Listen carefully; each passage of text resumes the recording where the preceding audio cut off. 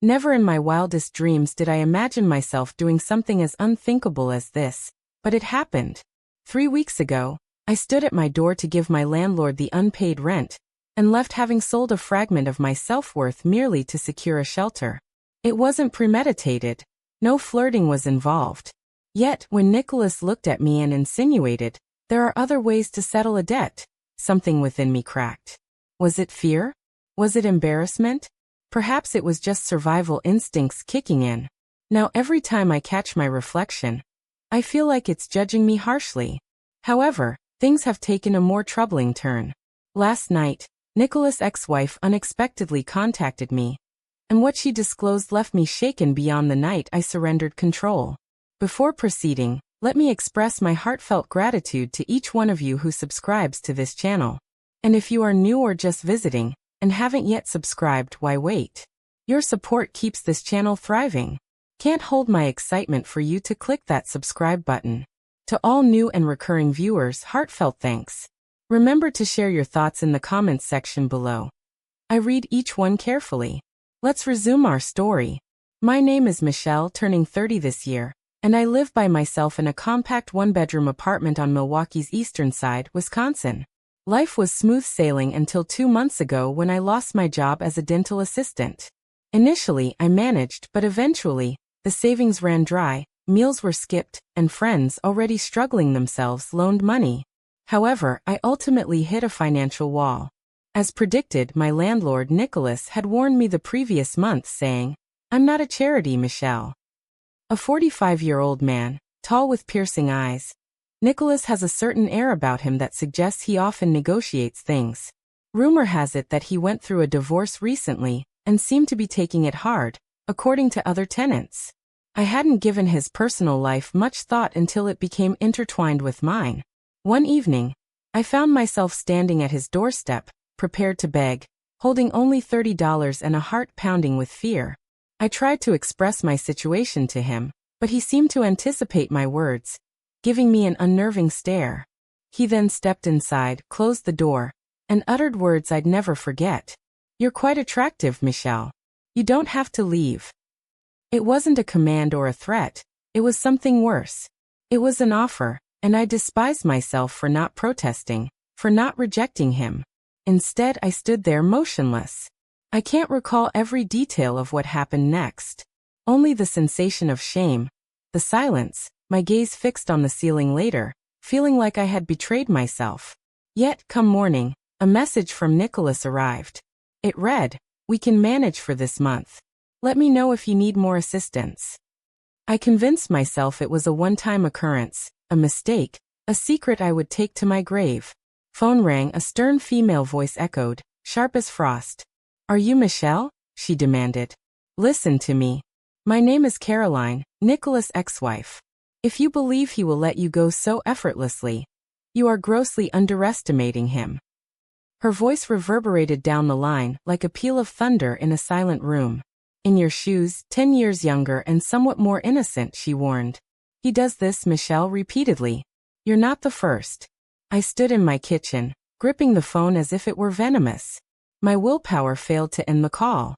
My legs quivered, and the cold tile beneath me felt like an icy freeze. When I asked her why she contacted me, she chuckled, but there was no mirth in it. "Because you still have a chance," she said. "Because I lost everything while loving that man. Because I witnessed him ensnaring women such as you at their most vulnerable moments, and when they tried to leave, he ensured they suffered. I believed I'd chosen unwisely, a blunder I thought I could conceal, but it seemed I'd walked into a trap, one that had remained hidden until it was too late." 3 days later, I encountered Caroline in person. We settled at a secluded coffee shop beyond the town limits.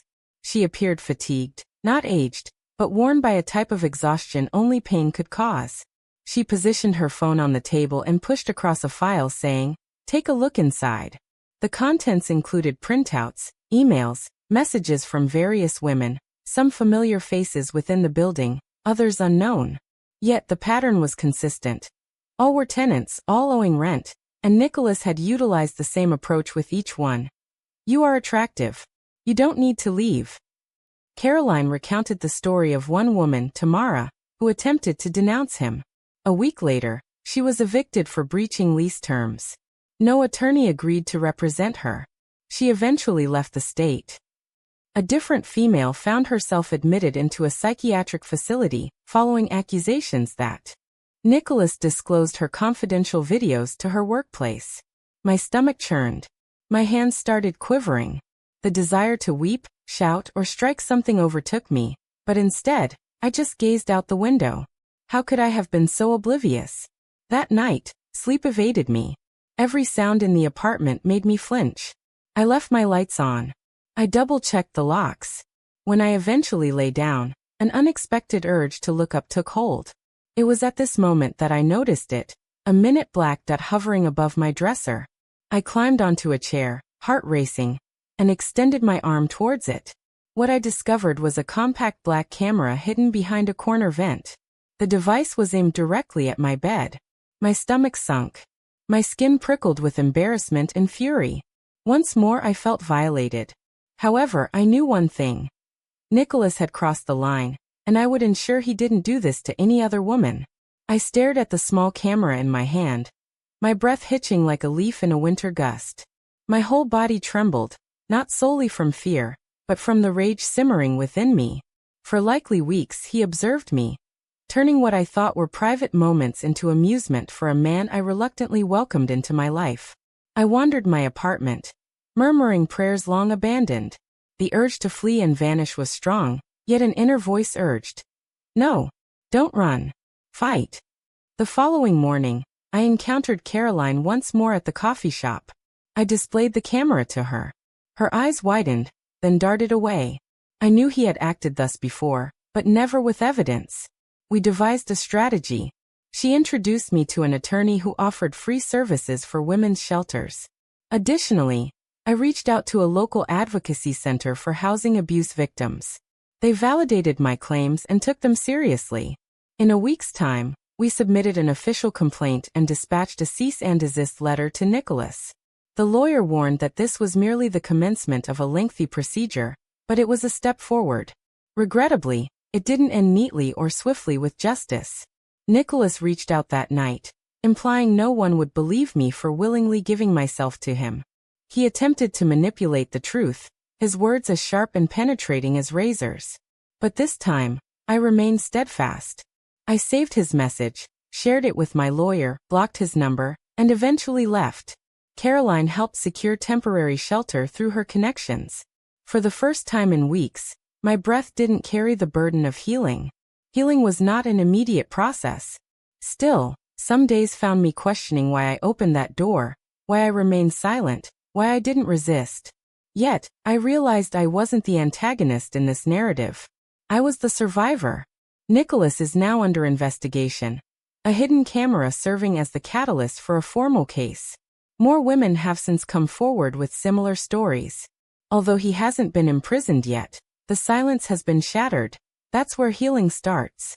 For every woman who's felt powerless, ashamed, or trapped, I see you. I was once in your shoes, but you don't stand alone. Desperation can lead us to actions we never thought possible. Yet, dignity isn't lost in a single moment. It's reclaimed through the next decision. I chose to speak out, and now I am liberated. Thank you for listening to my tale. If it touched you in any way, I would appreciate your thoughts in the comments. Let's continue this conversation. Your voice holds weight. Remember to like, share, and subscribe to the channel. Your backing enables us to bring more authentic and unfiltered stories to light. Until we meet again, keep strong, stay secure, and never forget your value.